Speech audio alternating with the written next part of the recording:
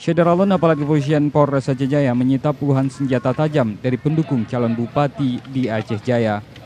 Senjata yang disita itu diantaranya adalah sangkur, pisau, dan rencong. Senjata tajam ini didapat petugas saat memeriksa satu persatu massa pendukung bupati yang hadir pada acara deklarasi Pilkada Damai di Pelabuhan Calang, Kecamatan Krung Sabe. Di sisi lain, tak seorang pun di antara pemilik senjata tajam itu diamankan.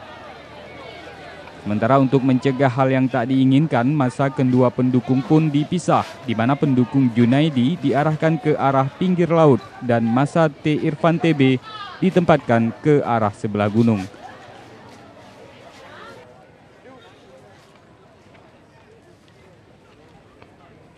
Hingga acara berakhir, proses deklarasi Pilkada Damai yang ditandai dengan ikrar dan penandatanganan prasasti itu berjalan tanpa ada gangguan.